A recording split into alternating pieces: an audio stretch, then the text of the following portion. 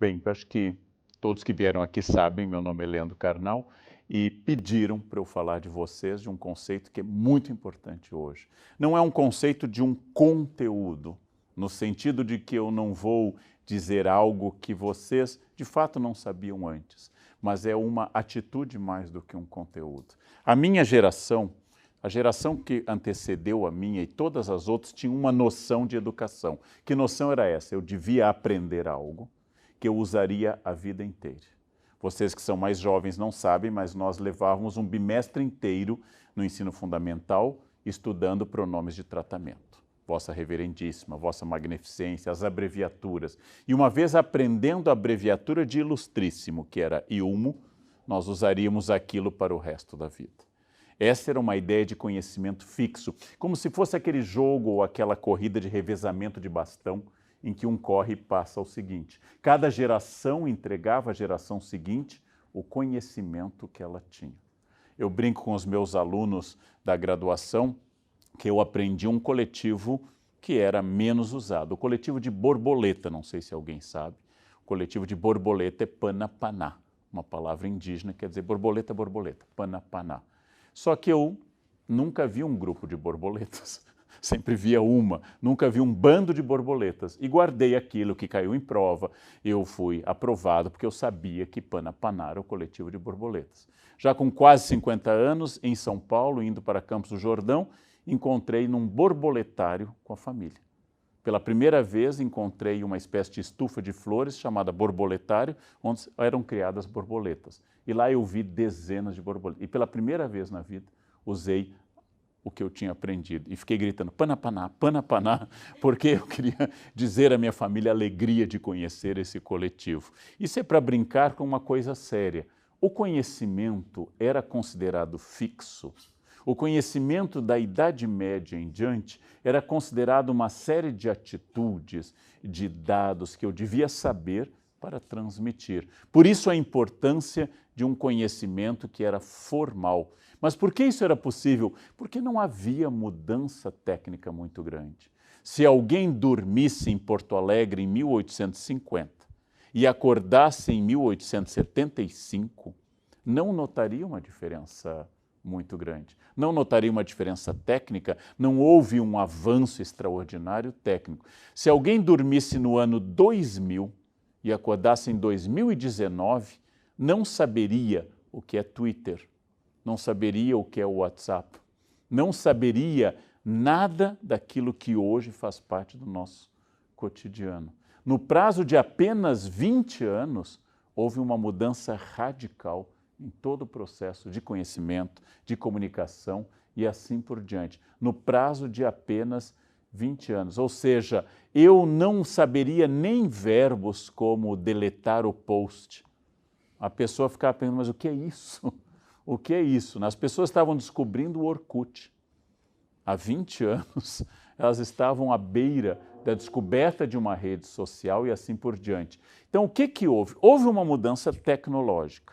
Houve uma mudança de velocidade de informações. Houve uma mudança que a gente chama de paradigma, ou seja, modelo para eu acessar o conhecimento. No prazo de 30 anos, perdeu sentido a ideia de uma enciclopédia de papel. Perdeu sentido a ideia de uma pesquisa na biblioteca. Perdeu sentido a ideia de que para trabalhar eu tenho que estar em conjunto, quando eu posso ter home office, eu posso ter trabalho em casa. Perdeu sentido a própria noção de transmissão do conhecimento. Não é porque o conhecimento perdeu importância, pelo contrário. Uma frase que nunca mudou, frase de Francis Bacon, filósofo do século XVII, conhecimento é poder. Sempre foi isso e sempre será. O que mudou foi onde eu busco conhecimento, como eu busco, qual a velocidade desse conhecimento, como eu acesso, como eu valido esse conhecimento. Tudo isso é uma atitude inteiramente nova que nós tentamos sintetizar através de uma ideia importante, que é uma mentalidade de desenvolvimento contínuo, também conhecida às vezes pela sigla LLL, do inglês lifelong, ou seja, ao longo de toda a sua vida, permanentemente, o aprendizado, the learning, dura a vida inteira.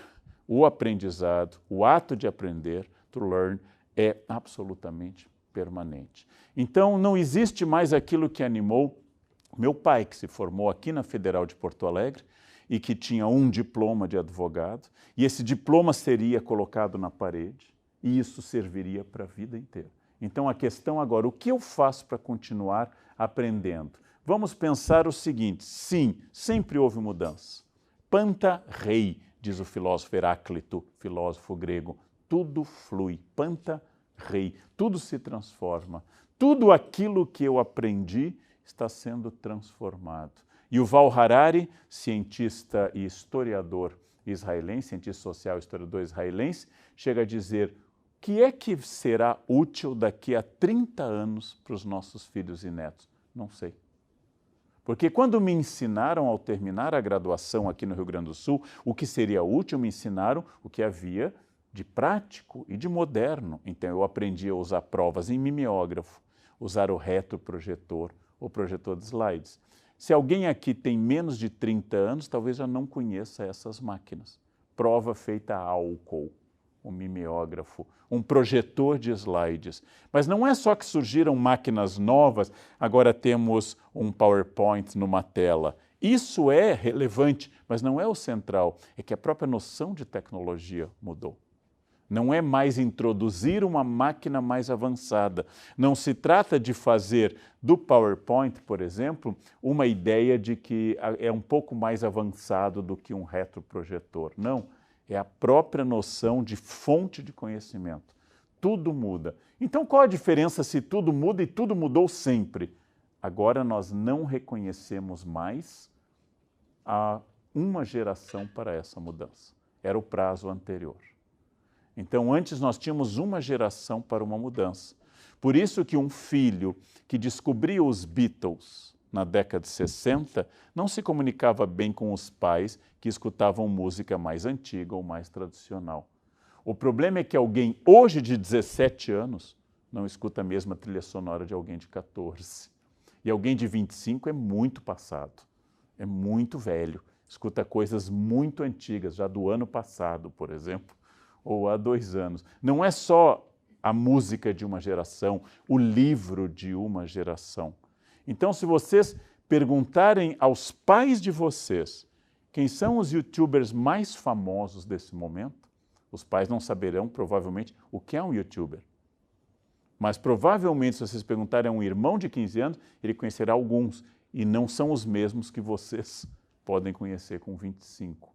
Muda o padrão, muda a tipologia, muda o gosto, muda o paradigma, e tudo isso é que é um imperativo. Vamos falar de um conto.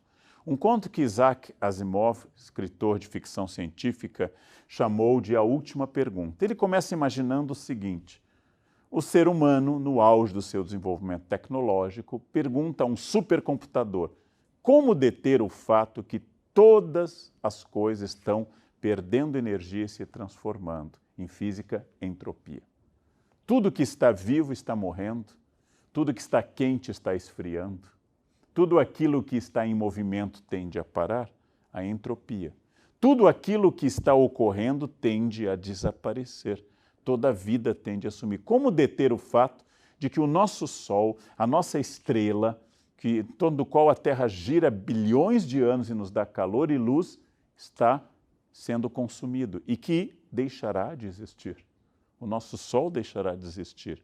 Apesar de que nós não estaremos aqui para isso, ele deixará de existir. Então se pergunta ao computador e o computador responde: dados insuficientes. Não posso responder a pergunta como deter a entropia. E aí o conto vai avançando, o ser humano se desenvolve, o ser humano coloniza o sistema solar, o ser humano sai do sistema solar, o ser humano coloniza outras estrelas e o computador vai avançando cada vez maior, cada vez mais cheio de dados, cada vez mais rápido, cada vez mais potente.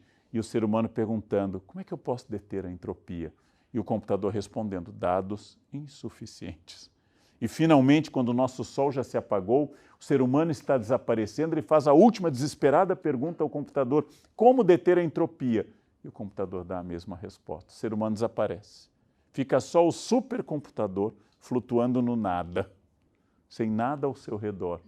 E finalmente o computador encontra a chave e diz: descobri a resposta, Então o computador diz, faça-se a luz. E o universo começou tudo de novo. É um exercício de imaginação, mas para fazer a pergunta que na verdade não tem resposta. Como eu detenho a entropia? Eu não detenho. Nós não sabemos como deter o tempo, a perda de energia, a velocidade das coisas, a renovação, mas sabemos como tentar acompanhá-la.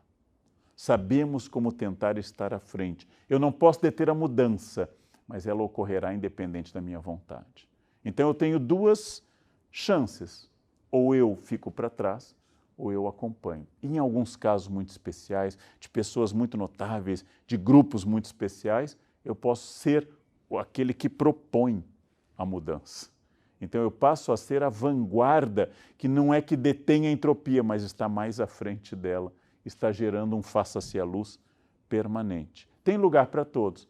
Tem lugar para quem fica para trás, tem lugar para quem acompanha e tem lugar para quem propõe. Resta responder exatamente a isso. Como é que Heráclito percebeu há quase 2.500 anos que a realidade do universo é a mudança?